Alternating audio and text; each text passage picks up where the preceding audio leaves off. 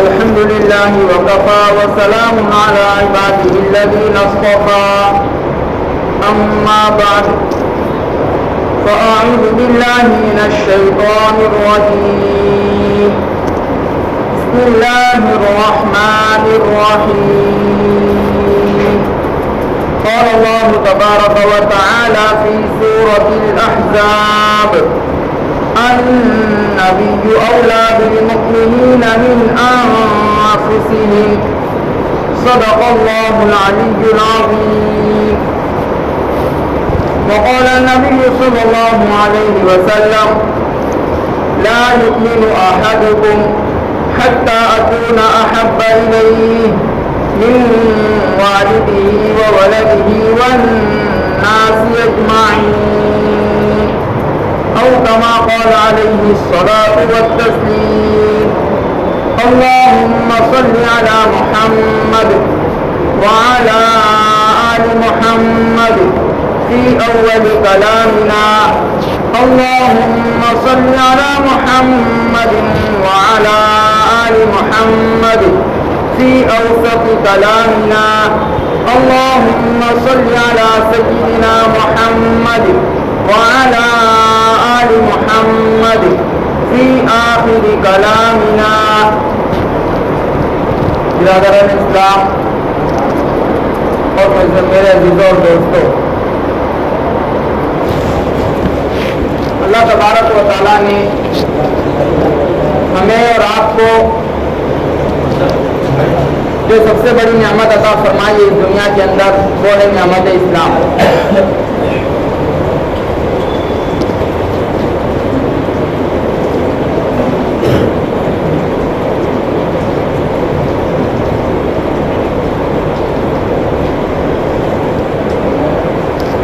اللہ کے رسول تو میں عرض کر رہا تھا کہ اللہ تبارک و تعالیٰ نے سب سے بڑی جو نعمت عطا فرمائی وہ دولت اسلام ہے.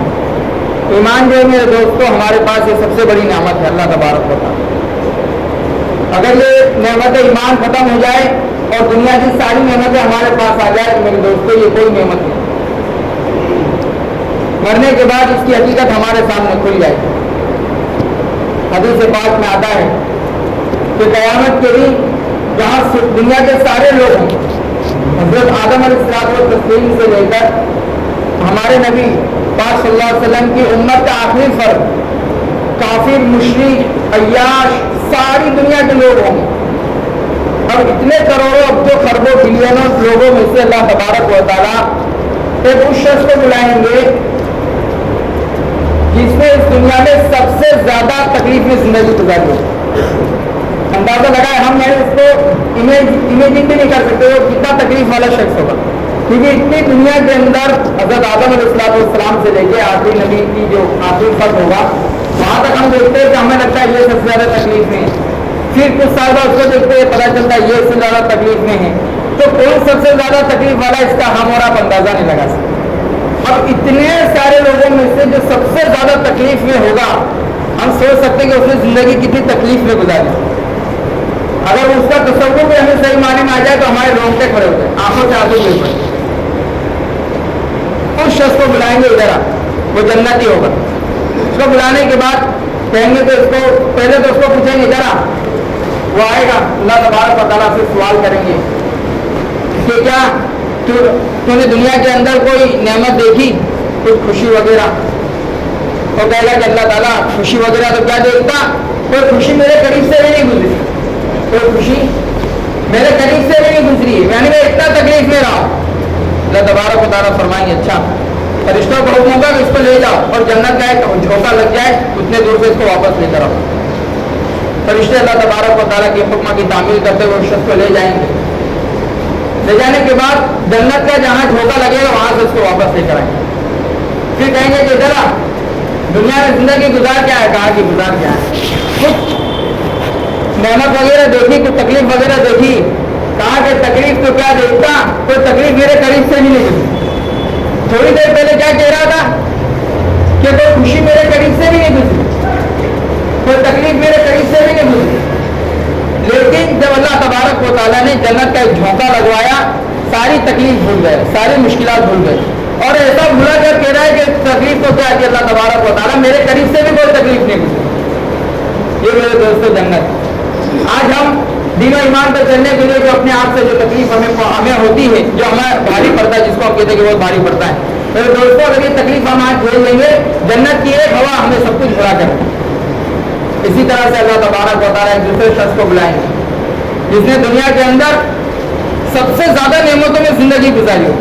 हम ये नहीं सोच सकते कि किसने वो आदमी कितना नेमतों में रहने वाला हुआ, उसका अंदाजा नहीं लगा सकते, क्योंकि हजरत आदम अलैहिस्सलाम से की तरफ देखिए कितने लोग होंगे, कैसे कैसे लोग होंगे। अब उन लोगों में अल्लाह तबारक व तआला शख्स को बुलाएंगे जिसने सबसे ज्यादा नेमतों में जिंदगी गुजारी हो, सबसे ज्यादा आराम से, बगैर टेंशन। लेकिन वो शख्स होगा दोज़खी। कहेंगे इसे दोज़ख, उसको मेरे बुला के पूछेंगे कि बता कोई तकलीफ वगैरह तूने देखी है? कहा कि अल्लाह तबारक व तआला मैंने तो इतनी आसानी की, इतनी आराम की नेमत वाली जिंदगी गुजारी, कि तकलीफ देखना तो दूर की बात, कोई तकलीफ मेरी करीब से भी नहीं हुई, इतनी मैंने आराम वाली जिंदगी गुजारी। अल्लाह तबारक व तआला कहेंगे अच्छा, फरिश्तों को हुक्म होगा कि इसको दोज़ख का जहाँ धोखा लगे वहां से वापस लेकर आना। फरिश्ते अल्लाह तबारक व तआला के हुक्म की तामील करेंगे और वहां एक धोखा लगा कर लाएंगे। फिर अल्लाह तबारक व तआला सवाल करेंगे कि क्या तूने दुनिया के अंदर कोई नेमत वगैरह देखी, कोई खुशी वगैरह? वो कहेगा कि अल्लाह तबारक व तआला दुनिया के अंदर नेमत तो मैं क्या देखता, कोई नेमत मेरे करीब से भी नहीं मिली। यानी इतना मैं तकलीफ में रहा हूँ कि मुझे तकलीफ, ये नेमत मुझे तो क्या मिलती, मेरे करीब से भी कोई नेमत नहीं मिलती। तो कहने का मंशा ये कि इतना ऐश परोश आदमी और इतना आराम में जिंदगी गुजारने वाला आदमी सिर्फ अभी जहन्नम में डाला नहीं है मेरे दोस्त, अभी डाला नहीं गया, सिर्फ एक धोखा उसको लगा है, दुनिया की सारी नेमतों को फरामोश कर गया, सारी नेमतों को क्या है भूल गया। उसे ऐसा नहीं हो रहा है, उसको यकीन नहीं हो रहा कि दुनिया के अंदर भी नेमतों में रहकर आया हूँ। आज हम नेमतों में रहकर अल्लाह तबारक व तआला को फरामोश करके आराम की जिंदगी गुजारते हैं और हम बिल्कुल बेफिक्र है कि मरने के बाद भी हमारे लिए जन्नत पक्की है। मेरे दोस्तों ऐसा नहीं। बहरहाल तो मैं कर रहा था, इससे ये जो हदीस पाक पेश की है, इससे पता चलता है कि ईमान कितनी बड़ी नेमत है, कि अगर ईमान की नेमत न रही और हम जिंदगी गुजार के अल्लाह तबारक व तआला के पास चले जाएंगे, जहन्नम का एक झोंका हमें दुनिया की पूरी नेमतें भुला देगा और फिर हमारे लिए हमेशा हमेशा की तकलीफों का क्या है दरवाजा खुल जाएगा। दोज़ख कितने खतरनाक है मेरे दोस्त। इसी तरह से अगर हमने ईमान को मजबूती से थामे रखा और ईमान की बेस पर आने वाली तकालीफ से हम साबित कदम रहे, हत्ता कि हमारी वफात हो गई, तो मेरे दोस्तों जन्नत का एक धोखा हमें सारी तकालीफ को भुलाकर फरामोश करा दे। जन्नत की एक हवा हदीस पाक के अंदर आता है कि जब इंसान सही सही जवाब देता है अल्लाह तबारक 3 सवालों के, तो अल्लाह तबारक व तआला फरमा देंगे वफ़रिशू लहू बिल जन्नत और कमा क़ाल अलैहिस्सलातु व तस्लीम, कि इसके लिए जन्नत का बिछौना बिछा दो और इसके लिए जन्नत के दरवाजे खोल दो। तो मेरे दोस्तों आप ये तो बहुत दूर की बात है, इंसान कब्र में जाएगा वही दुनिया की सारी तकालीफ को भूल जाएगा। तो कहने का मंशा ये मेरे दोस्तों कि अल्लाह तबारक व तआला ने जो नेमत इस्लाम दी, ये बहुत बड़ी नेमत है। ये दुनिया के अंदर आने वाली मामूली तकालीफ से हमें घबराना नहीं चाहिए, बल्कि अल्लाह तबारक व तआला पे यकीन रखना चाहिए। ये करने धरने वाली जात अल्लाह तबारक व तआला की है और ये दुनिया की जिंदगी तो है कितनी मुख्तसर, आज ही तो कल हर शख्स को जाना है, तो ये हमेशा रहने के लिए तो कोई आया नहीं। तो लिहाजा मेरे दोस्तों ईमान की बेस पर जो भी तकलीफ पहुंचे हमें उसे खुश दिली से उसे क्या बोलते इख्तियार करना चाहिए और उसको बर्दाश्त करना चाहिए। अल्लाह तबारक व तआला से शिकवा वगैरह भी नहीं करना चाहिए, क्योंकि मेरे दोस्तों आज हमारे अमाल ऐसे है कि अल्लाह तबारक व तआला पत्थरों की बारिश हम पे बरसा दे, तो ये हम अल्लाह तबारक व तआला को हक। आज मुसलमान सूदी कारोबार के अंदर डूबा हुआ कि नहीं डूबा हुआ? हालांकि अल्लाह तबारक व तआला ने फरमाया कि अगर तुम सूदी कारोबार करोगे तो तीसरे बारे में फरमाया तो अल्लाह उसका रसूल तुमसे ऐलान जंग कर रहा है, करने का ऐलान करता है। आज मामूली बात से मुसलमान लोन ले रहा है, बिना मुफ्तियान इकराम से पूछ रहा है न कुछ पूछ रहा है, बस अपनी मनमानी लोन ले रहा है, सूद का कारोबार कर रहा है और ले रहा है दे भी रहा है। क्या कर रहा है दोस्तों? ले तो रहा है, ऊपर से दे भी रहा है।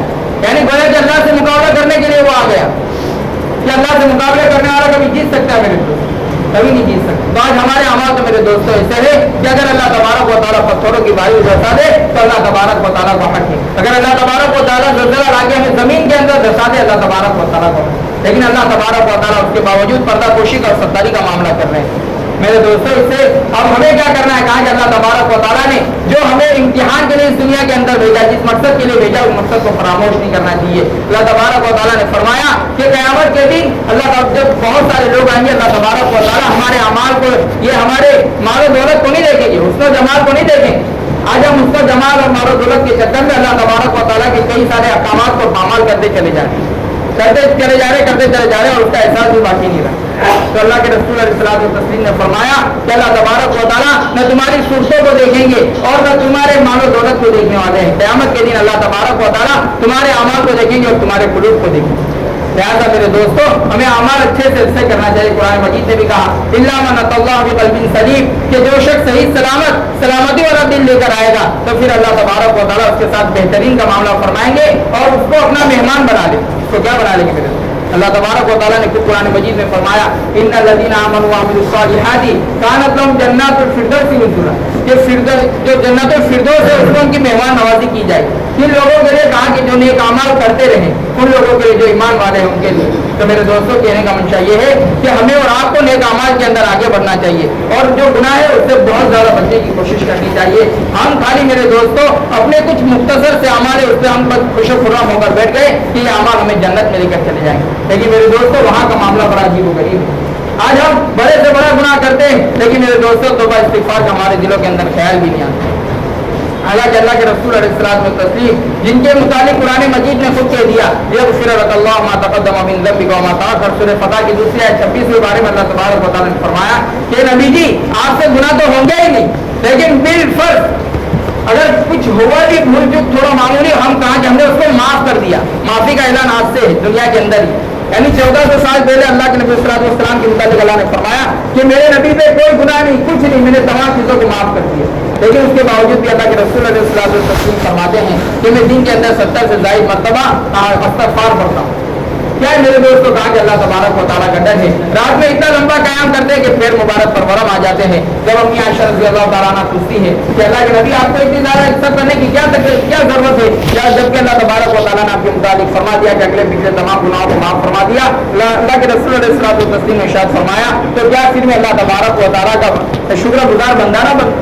تو میرے دوستوں اللہ کے نبی علیہ الصلوۃ والتسلیم تو عبادت کر کے شکر گزار بندہ بن رہے ہیں اور آج ہم ہیں کہ اللہ تبارک و تعالیٰ کی ہزار نعمتوں کو استعمال کر رہے ہیں کھاتے چلے جاتے ہیں لیکن کبھی اللہ تعالیٰ کا شکر ادا نہیں کرتے. اور کبھی کوئی تکلیف آ گئی مانی اعتبار سے یا بیماری کے اعتبار سے جو پورے گاؤں میں ڈھنڈورا پیٹتے پھرتے ہیں کہ میرے گھر تکلیف ہے میرے گھر تکلیف. میرے دوستوں مومن کا ایمان یہ نہیں ہے. مومن کا ایمان ہے کہ تقدیر پہ راضی رہنا. کیا ہے دوستوں تقدیر پہ راضی رہنا. جو چیز انسان کو تقویت بخشی طاقت بخشی چیزوں کا استعمال کرنا لیکن اس کے باوجود بھی تکلیف آ جائے کہاں کہ یہ اللہ تبارک و تعالیٰ کی تقدیر ہے. یہ اللہ تبارک و تعالیٰ کی تقدیر تھی اور لہٰذا میں اس کے اوپر راضی ہوں. کہ میں مثال دیتا ہوں کہ اگر کسی نوجوان کا انتقال ہو جائے تو ہم کہتے کہ یار اس کی بری اماں تھی اگر وہ یہ کر لیتا بچ جاتا اگر وہ کر لیتا بچ جاتا یا فلاں اسپتال میں اگر وہ فلاں اسپتال میں چلے جاتا تو بچ جاتا اگر وہ یہ کھا لیتا تو بچ جاتا. یہ اگر ہم کرتے رہتے میرے دوست تو یہ ایمان کا تقاضا نہیں ہے میرے دوست.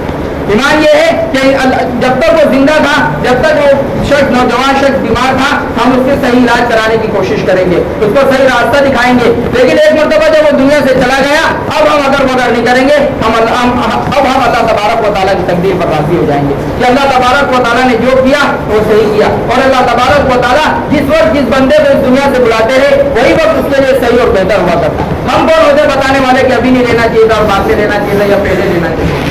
خاص طور پر اس وقت جب کوئی خوشی کا اگر ماحول ہو اور والد صاحب کا انتقال ہو جائے یا والدہ کا ہو جائے یا کوئی ایکسیڈنٹ وغیرہ ہو جائے اس وقت ہماری زبان سے الفاظ میرے دوستوں ہم بڑے معمولی سمجھ کے نکالتے ہیں. جبکہ اللہ کے رسول علیہ الصلوۃ والتسلیم نے ارشاد فرمایا کہ اگر وغیرہ کا استعمال نہ کرو اس لیے کہ اگر یہ تو شیطان کے عمل کے دروازے کو کھول دیا کرتا ہے.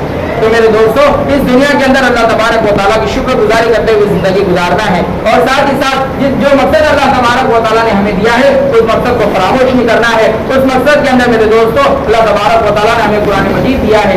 آج اللہ تعالیٰ معاف فرمائے اس کے قرآن مجید کو ہم کیا سمجھتے اور قرآن مجید میں اللہ تبارک و تعالیٰ نے کن کن احکامات کو بیان فرمایا اس کو تو کیا جانتے. عربی میں قرآن شریف جو لکھا ہوا اس کو بھی ہم پڑھنے کے لیے تیار ہیں چھونے کے لیے تیار نہیں. زندگی کے کتنے ایام اسے گزر جاتے ہیں کہ قرآن مجید کبھی چھونے کی نوبت نہیں آتی. یہ مسلمان کا حال ہو چکا ہے میرے دوستوں ہمارے اعتبار سے. یہ مسلمان ہے جو کہتا ہے کہ اللہ تبارک و تعالیٰ نے مجھے آخرت کی تیاری کی اور زندگی کیسی گزر رہی ہے کہاں نماز وماز ساری چیزیں تو الگ قرآن شریف چھونے کی نوبت نہیں آتی. یہ میرے دوستوں حال ہو چکا ہے. اگر اچانک گھر میں جائے کہے کہ قرآن شریف لائیے تو گھر والے بھی ڈھونڈتے کہ کہاں رکھ دیا بتائیں. یعنی بالکل فراموش کر دیا میرے دوستوں ہم نے. اور زیادہ سے زیادہ اگر ہم نے اس کو پڑھ لیا تو موت میت کے وقت جنات چڑے بھوت بھگانے کے لیے ہم نے سمجھ لیا کہ قرآن مجید آیا یا لوگوں کو شفا دینے کے لیے. میرے دوستوں اصل تو قرآن مجید جو آیا ہے اس پر عمل کرنے کے لیے. اس کے لیے میرے بھائی अमल करने के लिए है। सहाबा रिज़वानुल्लाह अजमाइन ने कुरान मजीद की एक एक बात पर मेरे दोस्तों पूरे यकीन के साथ अमल किया। नतीजा क्या था? अल्लाह तबारक व तआला ने उनको फरमाया वउलाइका हुमुल मुफ्लिहून, ये लोग तो कामयाब है। फिर फरमाया वउलाइका हुमुल फाइजून, कहा कि ये लोग कामयाब हैं। अलग अलग अल्फाज में उनकी तारीफात बयान फरमाई। ये सब क्यों है? कहा कि अल्लाह तबारक व तआला ने जो कुरान मजीद दिया था उसको सिर्फ पढ़ाई नहीं बल्कि जिंदगी के अंदर भी उतारा। इसीलिए गालिबन हज़रत अबू बकर रज़ी अल्लाह तआला अन्हु या उमर रज़ी अल्लाह तआला अन्हु के बारे में आता है कि सूरह बकरा जो आज हमारे हाफिज साहब लोग चंद घंटों में पढ़ के मुकम्मल कर दिया करते हैं, हज़रत अबू बकर रज़ी अल्लाह तआला अन्हु ने गालिबन 2.5 साल में खत्म की। कितने साल में? हम बोलेंगे हमारा बच्चा तो 2 महीने खत्म कर लेता है। कहा कि वो हमारी और आपकी तरह खत्म नहीं की। कहा कि जिन जिन आयत को पढ़ा उन्होंने आयत पे अमल किया, अमल करते करते 2.5 साल लग गए मेरे। तो मेरे सहाबा रिज़वानुल्लाह अजमईन का तो यही मामला था कि जो कुरान मजीद को पढ़ा, जो हुक्म मालूम हुआ, फौरन अमल करने के लिए तैयार हो जाते थे। इस मौके पर वो वाक़ियात जो उस वक्त के वाक़ियात जब शराब को इस्लाम ने हराम किया वो बड़े काबिल जिक्र है और काबिल रश्क है कि सहाबा रिज़वानुल्लाह अजमईन अभी तक शराब हराम नहीं हुई थी। सहाबा रिज़वानुल्लाह अजमईन पुरानी शराबों को लेकर बैठे हुए थे। कुछ सहाबा, कुछ ने तो ग्लास में भी उंडेल लिया था और पीने की तैयारी में थे। फौरन अल्लाह तबारक व तआला की तरफ से हुक्म आया, अल्लाह के रसूल सल्लल्लाहु अलैहि वसल्लम ने मुनादी को कहा कि जाओ लोगों को बताओ कि शराब हराम हो चुकी है। वो पुरानी शराबें जो बरसों से रखी हुई थी कि जब पुरानी हो जाएगी तो लज्जत लेकर पिएंगे, लेकिन अल्लाह तबारक व तआला का हुक्म आया तो ये नहीं सोचा कि चल इतना घूट मार लेता उसके बाद कर दूंगा। आज मोमिन को समझा जाए तो कुछ नमाज के लिए पढ़ने के लिए कहा जाए तो कहेगा ठीक है आज के दिन छोड़ दो, कल कर दूंगा, आज इतना कर लेने दो, कल से मैं छोड़ दूंगा। वो कल करते मेरे दोस्तों वो कबर के गड़े में चले जाता है लेकिन उसका कल नहीं आता। कुरान मजीद ने इसी बात को बयान किया है कि अलहाकुमुत तकासुर हत्ता ज़ुरतुमुल मक़ाबिर, कि एक दूसरे से आगे बढ़ने में, मालो दौलत के एतबार से, बीवी बच्चों के एतबार से, अलहाकुम तुम गफलत में पड़ गए, हत्ता ज़ुरतुमुल मक़ाबिर, यहाँ तक कि तुम कब्रिस्तान चले जाते, यानी एक दूसरे से आगे बढ़ना, उसका ऐसा तो मेरा ऐसा करते करते तुम कब्र तक पहुंच जाते हो लेकिन उससे कभी तुम्हारा पेट नहीं भरता। अल्लाह के रसूल सल्लल्लाहु अलैहि वसल्लम की हदीस भी है।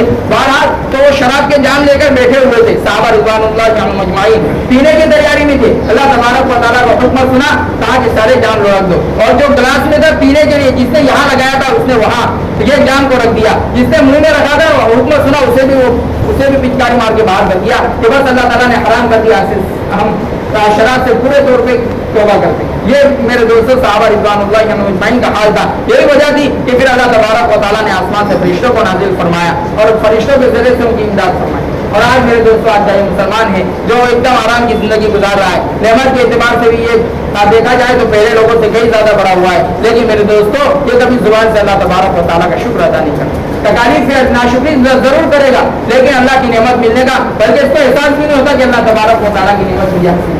बस यही जैसे काफिर को नेमत मिली समझता है आज का मुसलमान की मुझे भी इसी तरह से नेमत मिल गई और इस पर कोई अल्लाह तबारक व तआला को याद नहीं करता है। तो मेरे दोस्तों ये पूरी बात का खुलासा ये है कि अल्लाह तबारक व तआला ने जो हमें दौलत इस्लाम दी है ये सबसे बड़ी दौलत है और ये नेमत मिलने के बाद अगला तकाजा है कि अल्लाह तबारक व तआला ने हमें दुनिया के अंदर किस काम के लिए भेजा उस पर नजर रखना है और वो है आखिरत की तैयारी। आखिरत की तैयारी किस तरह से होगी ताकि अल्लाह तबारक व तआला के जो अहकामात है उसको पूरे तौर पर अदा करना है, रसूल अलैहिस्सलातु वस्सलाम की जो सुन्नतें हैं उसको जानकर अमल करना है। आज हम अमल तो क्या करते मेरे दोस्तों, हमारे इल्म में भी नहीं कि इस वक्त की क्या सुन्नत है। अगर किसी को पूछ लिया जाए किसी वक्त तो भाई चलो सुन्नत है तुम्हारी जिंदगी में ये जो मुझे जाने दो, लेकिन अमल है या नहीं वो बता दो, ये कितनी है वो बता दो, ये क्या क्या है वो बता दो, वो इंसान ही बता सकता।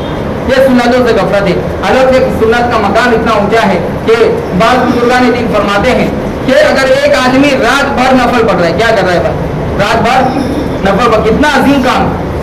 अव्वल तो नफल पढ़ना 2 रकात, आज हमारी हालत क्या है, मुस्तकिल एक दिन जुमा का दिन आता है इधर सलाम करा उधर फर्ज। हालांकि भाई आप आज आपने मुस्तकिल गुसल इसलिए किया, इसी मस्जिद की नहीं हर जगह की बात है, अल्लाह ताला माफ फरमाए। ये मुसलमान का हाल है, आपने बाज़ाब्ता छुट्टी ली है, सारी चीजें 11 बजे से घर पे आके आराम कर रहे कि जुमा पढ़ना है और इधर इमाम साहब ने सलाम कराया उधर आगे मस्जिद में। ये हालत यानी जिसके लिए आपने पहले से तैयारी की थी, नहा धोके बिल्कुल और जाके भी कोई जरूरी काम नहीं है, लेकिन फिर भी सब भाग गए खा मखा, उसमें बाहर निकलो तो कोई वहाँ खड़ा है कोई वहाँ खड़ा है। ये हालत है जुमा की नमाज की। मेरे दोस्त 5 नमाजों की बात नहीं करते, तो दिन के अंदर जो जुमा की नमाज है उसके साथ हमारी हालत है। बड़ा तो वो शख्स जो रात भर नफले पढ़ रहा है, कितना मुश्किल काम। लेकिन सुनना उन्ना और हम यही निकाल लेते, लेकिन जरा सोचे कि यार मेरी क्या हालत है नमाज के मामले, तो पता चलेगा कि वाकई रात भर नफले पढ़ना कितना बड़ा अमल है। लेकिन फरमाया जो रात भर नफले तो पढ़ रहा है लेकिन तरीका उसका सुन्नत वाला नहीं है, یعنی سنت طریقے کے خلاف نفل پڑھ رہا ہے، اس کے خلاف نفل پڑھ رہا ہے، سنت طریقے کے خلاف اس نے ساری سنتیں جو بھی پڑھ رہا ہے وہ نفل نماز سنت طریقے کے خلاف پڑھ رہا ہے۔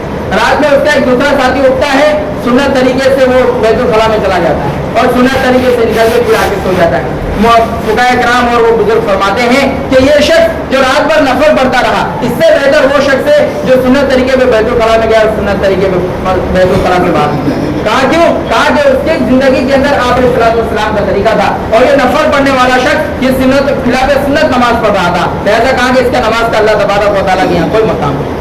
پتا چلا کہ رسول اللہ صلی اللہ علیہ وسلم کی اتباع کی وجہ سے چھوٹے چھوٹے عمل کتنے بلند ہو جایا کرتے ہے کہ نہیں؟ بیت الخلا میں کوئی اپنی ضرورت کے لیے گیا ہے، یہ تو نماز اللہ کے لیے پڑھ رہا ہے، لیکن کہا کہ طریقہ رسول اللہ کے خلاف ہے، کہا کہ یہ طریقہ یہ رسول اللہ صلی اللہ علیہ وسلم کے خلاف اس کا یہ طریقہ ہے، اس نے اس عمل کو اتنا ہلکا کر اتنا بڑے عمل کو بھی اتنا ہلکا کر دیا کہ بیت الخلا میں سنت طریقے سے جانے والا شخص وہ افضل ہو گیا اللہ تبارک و تعالیٰ کی نگاہ۔ تو کہنے کا منشا یہ ہے کہ اللہ تبارک و تعالیٰ کے بتائے ہوئے احکام پہ چلنا ہے اور طریقہ رسول پاک علیہ الصلوۃ والتسلیم کا لے کر چلنا ہے۔ اور میرے دوستوں میں ایک حدیث میں پیش کر دوں جو میں نے خطبے میں پڑھی ہے، اللہ تبارک و اللہ کے رسول علیہ الصلوۃ والتسلیم نے ارشاد فرمایا لا یؤمن احدکم حتی اکون احب الیہ من والدہ وولدہ والناس اجمعین، کہ تم میں سے کوئی بھی شخص ایمان والا نہیں ہو سکتا یہاں تک کہ میں اس کے نزدیک اس کے